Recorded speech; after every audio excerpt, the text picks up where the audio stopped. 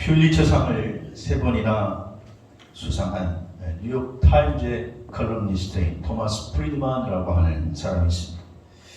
요즘 제가 이분의 이야기를 자주 인용하는데, 이분이 지금 우리가 겪고 있는 인류 사회가 맞이하는 이 코로나 상황에 대해서 이렇게 정리를 했습니다.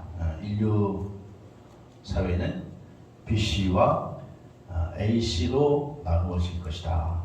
그러니까 before 코로나, after 코로나, 코로나 이전과 코로나 이후로 나누어질 것이다.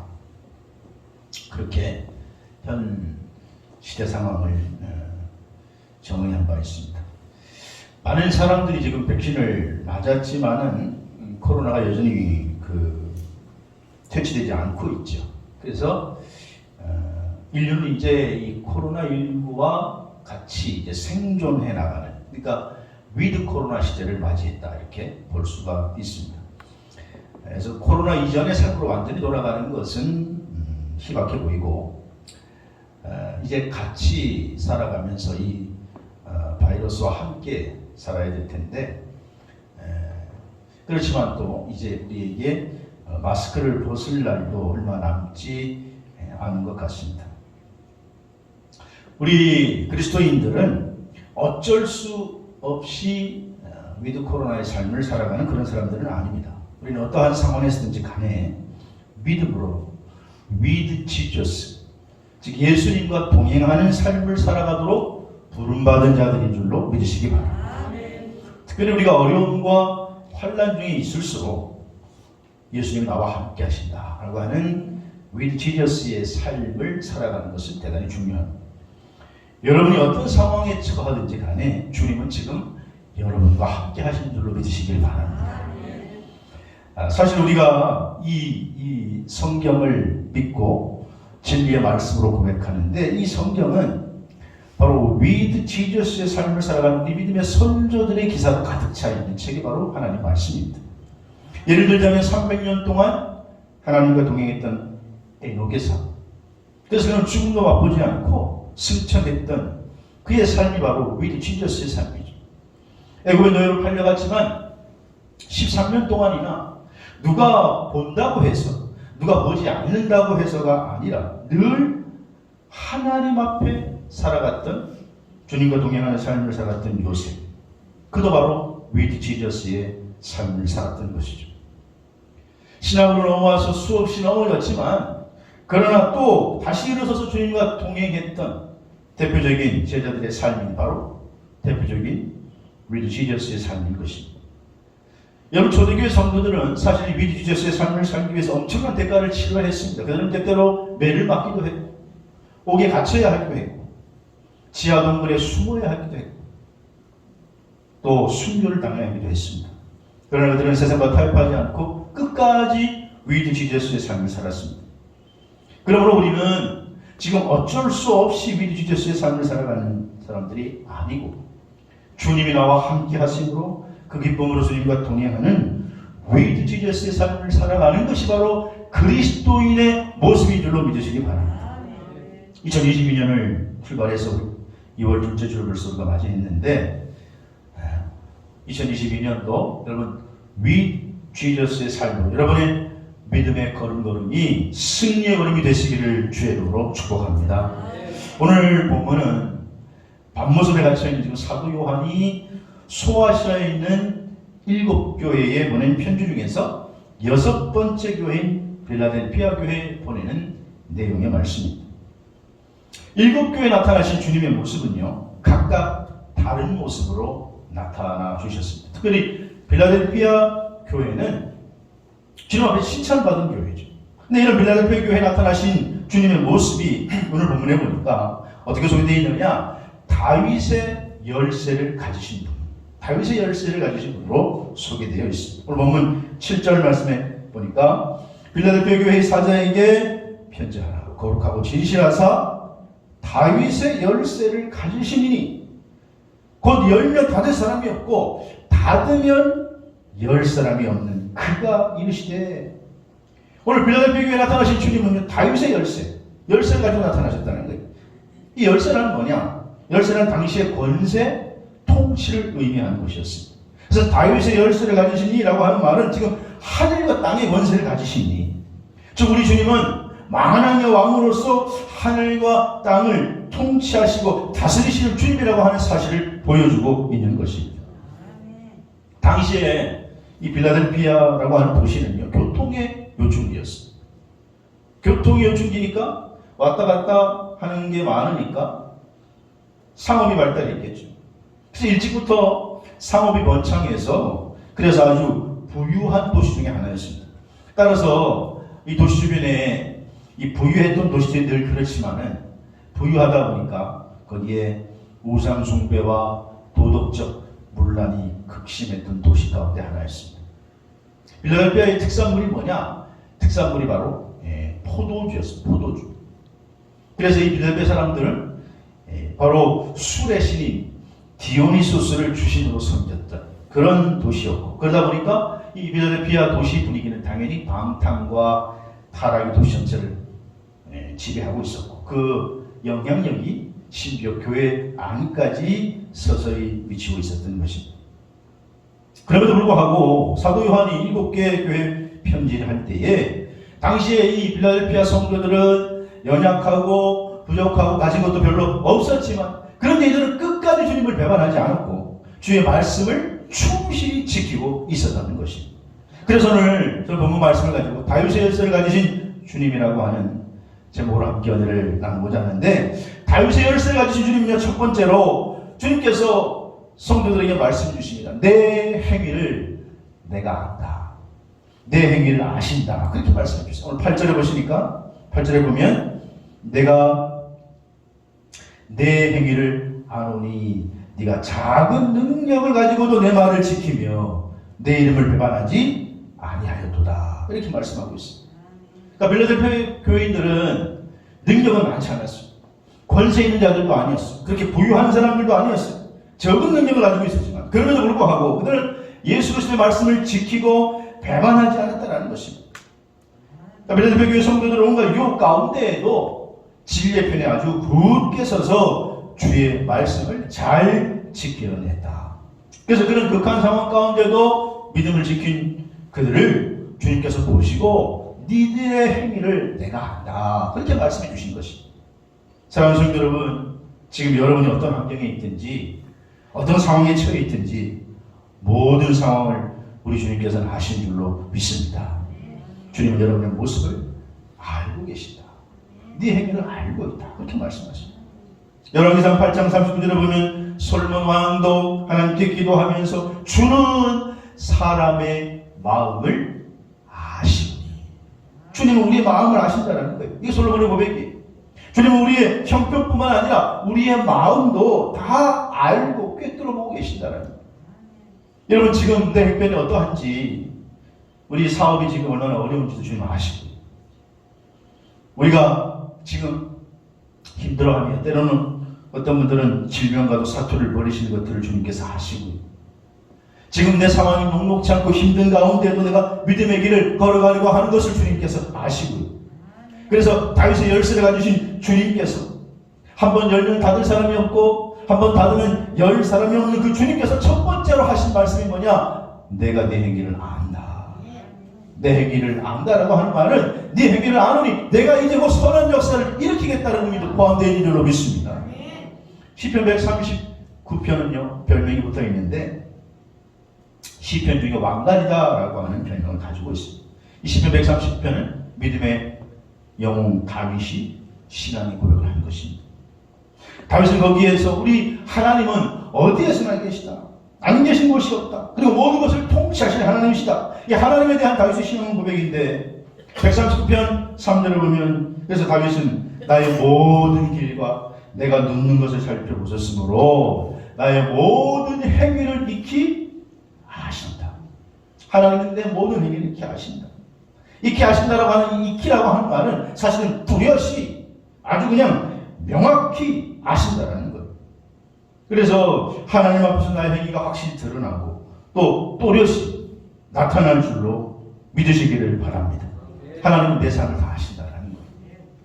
다윗은 한때 실수했을 때 그가 간음죄도 저질렀고 살인죄도 저질렀지만 아무도 모르는 것처럼 그렇게 행동을 했죠. 하지만 하나님은 다윗을 뚜렷이 보고 계셨어요. 나단 선지자를 통해서 다윗을 깨우쳐 줍니다. 책망합니다. 다윗은 그때 한참 잘 나가던 이스라엘의 전성기를 일으켰던 일국의 왕입니다. 반면 나단 선지자는 지극히 연약한 존재, 하나님의 말씀을 대언하는 존재밖에 없죠. 그러나 그럼에도 불구하고 그 하나님의 음성을 대변하여 당신이 바로 그런 사람이에요. 99마리의 양을 가지고 있으면서 한 마리의 양조차 빼앗으려고 하는 당신이 그런 사람이라고 지적했을 때 그 앞에 납작 엎드려서 회개하는 모습도 하나님이 보셨다는 것. 다윗은 이것을 깨달은 후에 고백하기를 하나님이 내 마음을, 내 행위를 아십니다 고백한 거예요. 성도는 나의 삶을 다하시는 하나님 앞에서 내가 산다는 것을 잊어서는 안 됩니다. 2022년 나의 모든 것을 아시는 하나님 앞에서 살아가는 복된 결단이 있게 되기를 주의 이름으로 축원합니다. 여러분, 오늘 집을 나와서 교회 오실 때 오늘 우리가 이 살아가는 시대는요, 집 밖에 나와가지고 잠깐 돌아다니기만 해도 우리가 의식하든 의식하지 않든 CCTV가 다 우리를 지금 찍고 있어요. 여러분이 뭘 하든지 간에 우리 본당 안에는 CCTV가 있게요, 없게요? 없습니다. 안심하시기 바랍니다. 또 설치를 해야 되는데 설치를 하자 말자 하는데 또 설치를 하지 말자. 그래서 아직 설치를 안 했습니다만은 요즘 큰 교회는 대부분 이게 설치한다고 해요.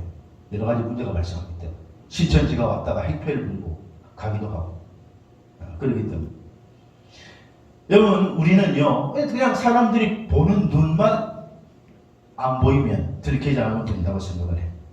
그러나 요즘 이 시대에 다 보고 있습니다. 다 보고 있어요.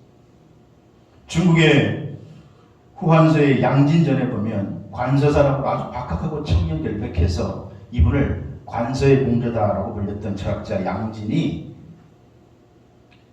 한 번은 자기 지인이 왕밀, 지방 현령, 이 왕밀이 자기가 태수로 부임을 하자 왕밀이 자기에게 찾아왔습니다.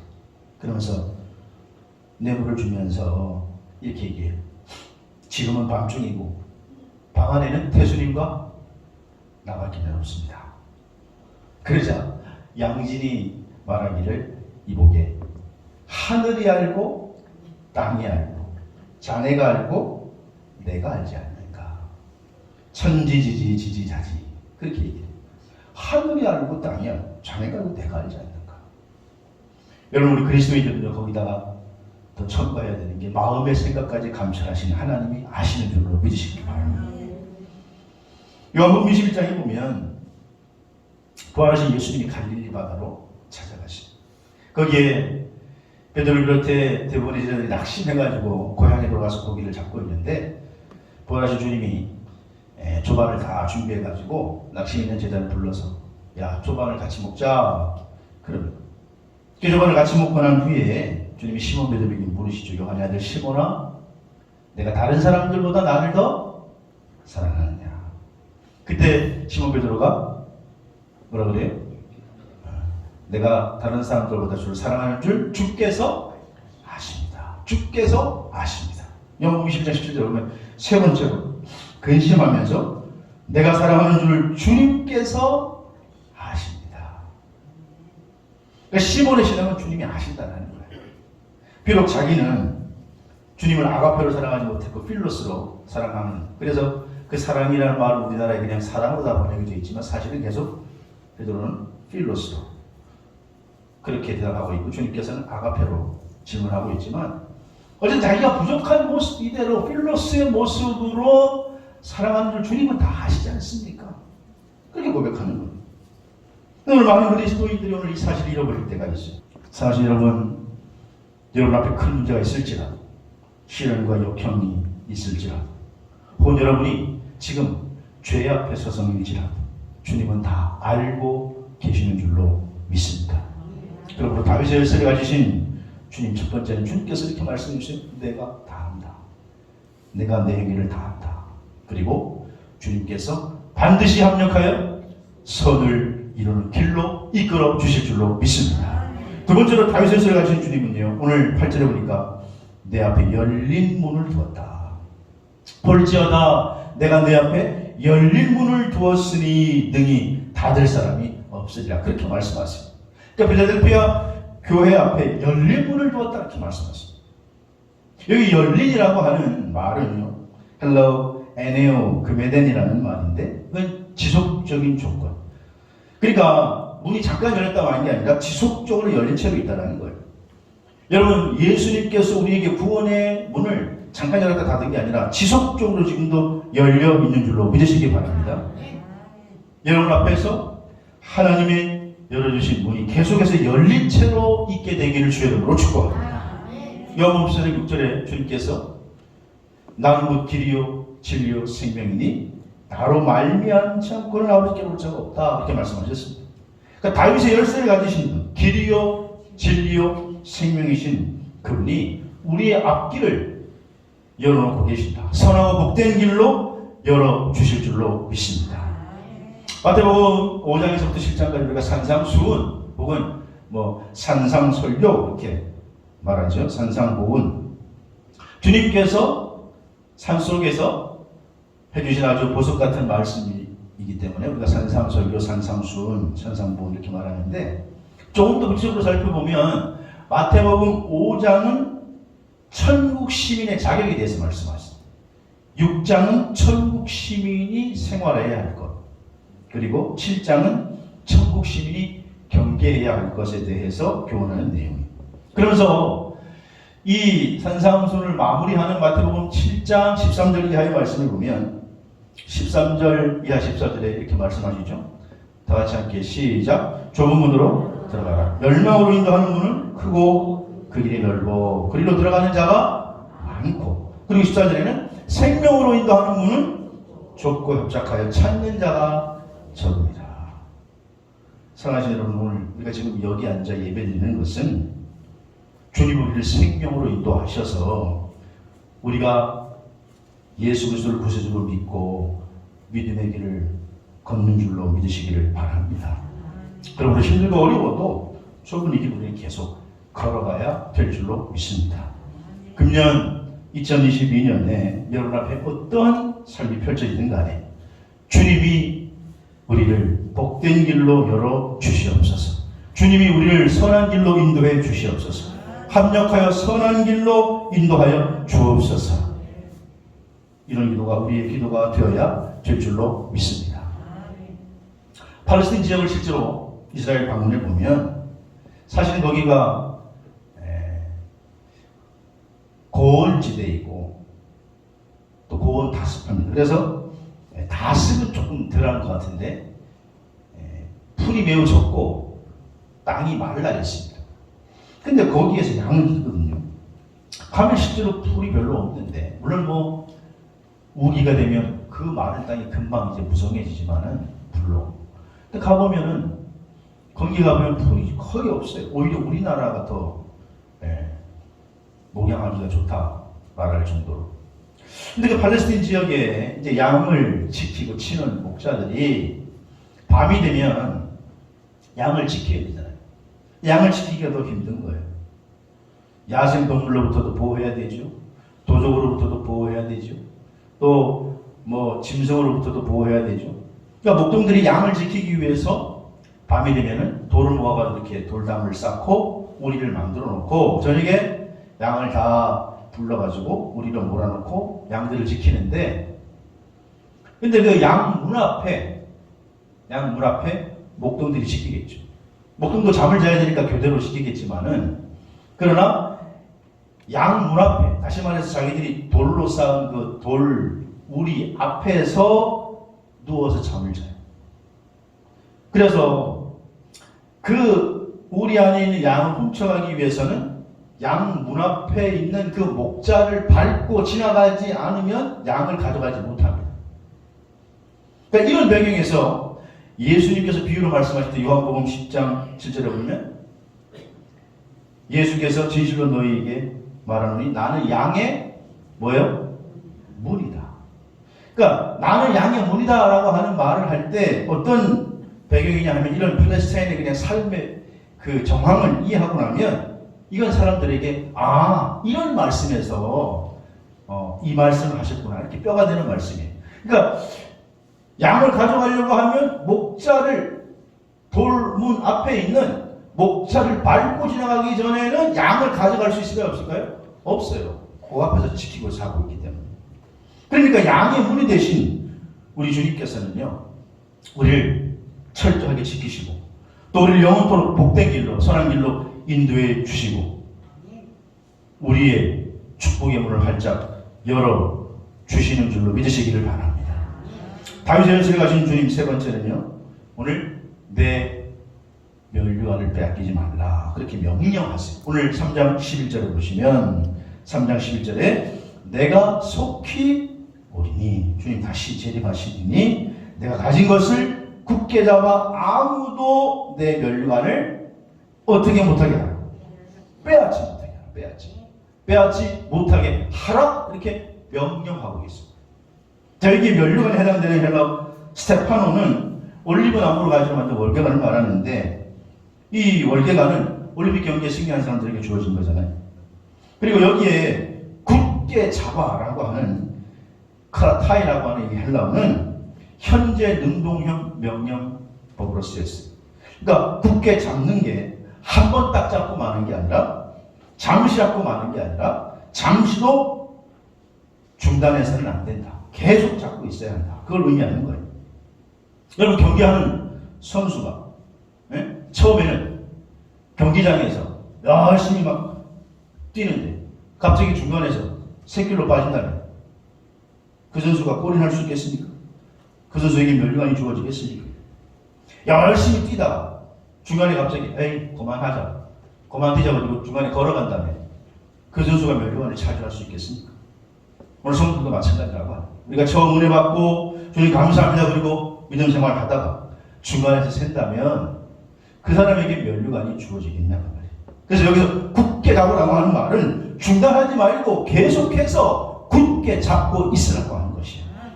2022년 민생활 할 때 여러분 잡은 것을 굳게 잡고 계속해서 잡고 빼앗기지 마시고 달려가시기를 주의 이름으로 축원합니다.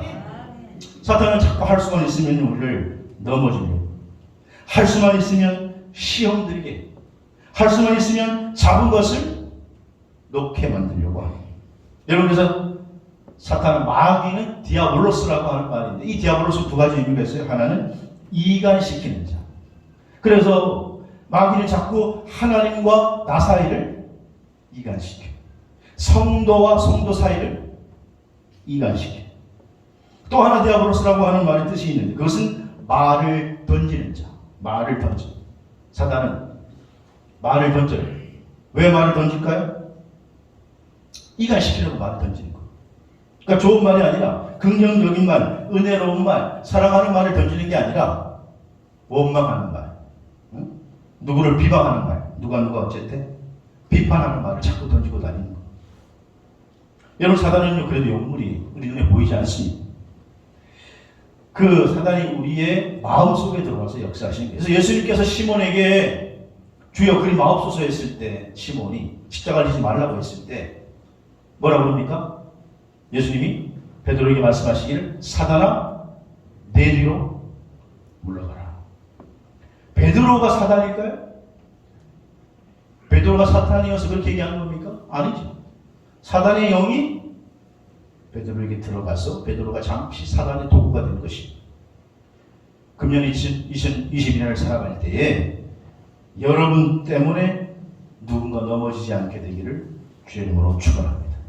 또 사탄이 누군가를 통해서 여러분들을 넘어뜨리려 할 때에도 내가 넘어지지 않게 되기를 주의 이름으로 축원합니다. 그때 넘어지면 나만 손해인 거예요. 바울이 사명을 다 감당하고 마지막 죽기 전에 순교하기 전에 감옥에서 마지막으로 쓴 편지가 디모데 후서의 말씀입니다. 그래서 사랑하는 믿음의 아들 디모데에게 쓴 편지인데 디모데후서 4장 7절에서 8절로 우리가 잘 아는 말씀. 나를 선한 싸움을 싸우고 달려갈 길을 마치고 믿음을 지켰는데 이제 후로는 나를 위해서 의의 멸관이 예비되었으므로 곧 의로 심판이 그날을 내게 주실 것이며 내게만 아니라 주의 나타나심을 사모하는 모든 자에게도니라. 여기서 바울이 지금 믿음의 아들 디모데에게 나의 선한 싸움, 내가 달려갈 길을 다 마치고, 그러니까 달려갈 길 끝까지 달려갔어요. 끝까지 싸웠어요. 선한 싸움을 싸웠어, 끝까지. 중간에 멈춘 게 아니에요. 그리고 다 마치고 다 싸웠을 때에 의의 멸류관이 예비되어 있다.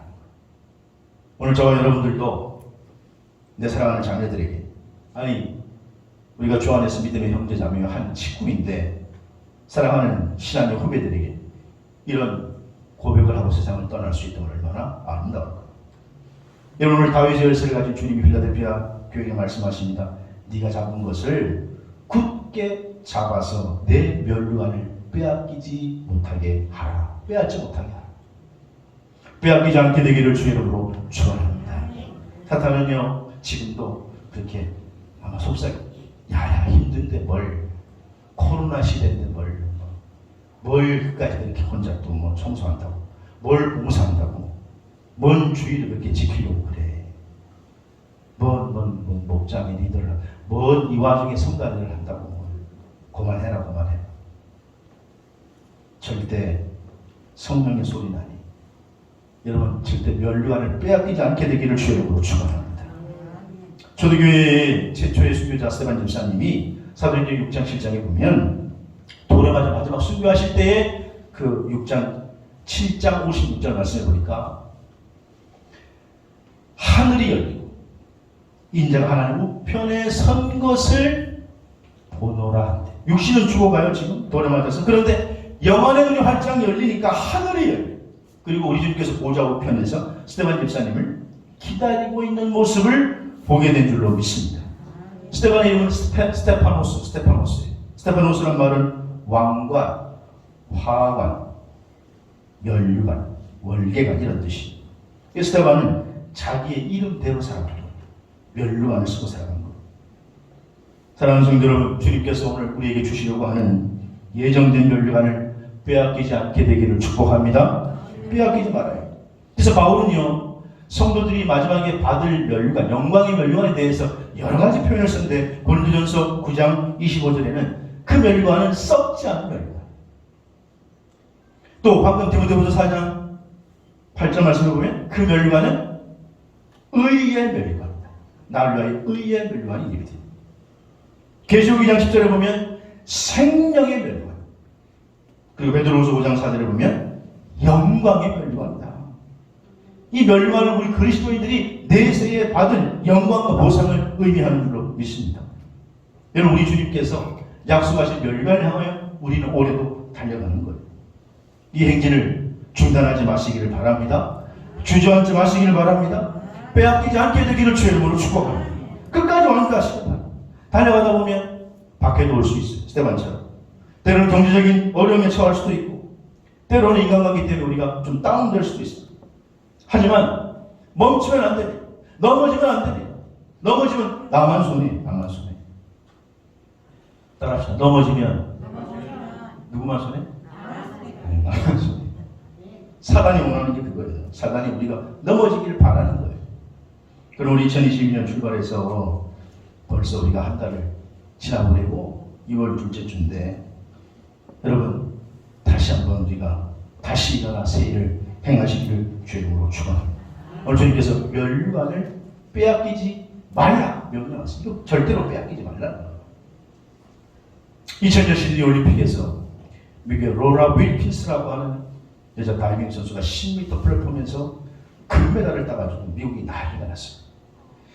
이 1980년대부터 20년까지 거의 중국이, 만리장성의 중국이 한 번도 이 정상을 빼앗긴 적이 없는데, 문명의 로라 윌킨스가 유명한 중국의 리나 또 뭐 하여튼 기라성 같은 선수들을 다 제치고 금메달 따니까 당시 아주 그냥 여기 흥분도가니에 빠진 적이 있습니다. 경기는 예상대로 1차, 2차, 3차까지는 중국 선수들이 다 일일이 다투고 있었습니다.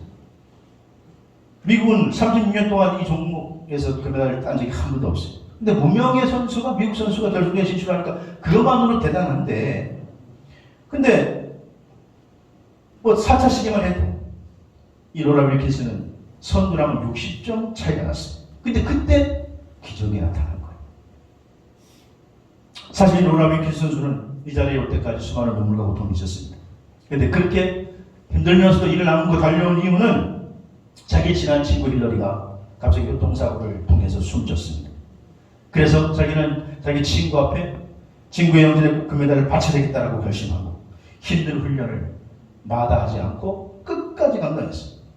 그리고 결승대 그때 위에 코치 암스트롱이 와서 너 친구 힐러를 위해서 물에 뛰어들어라. 그럴 때 이 로나 윌킨슨은 그 마음을 듣고 다이빙대에 올라갑니다.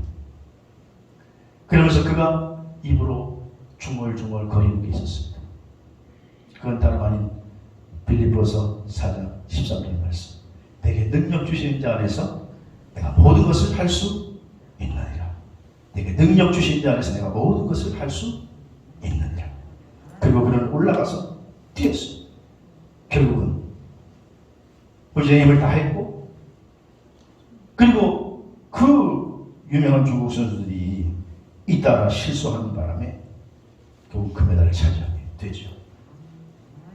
능력 주시는 자 안에서 모든 것을 할 수 있게 된 것입니다. 그 인터뷰에서 고백합니다. 내게 능력 주신 자가 나를 인도해 주셨습니다. 그러나 그 뒤에 이면에는 그는 또 최선을 다해서 그 면류관 금메달을 빼앗기지 않으려고 노력한 것입니다. 자기를 활짝 열어 주셨습니다. 그리고 네가 잡은 것을 굳게 잡고 면류관을 빼앗기지 말라. 그 최후 승리의 주인공이 저와 여러분이 되시기를 주의 이름으로 축복합니다. 그 말씀을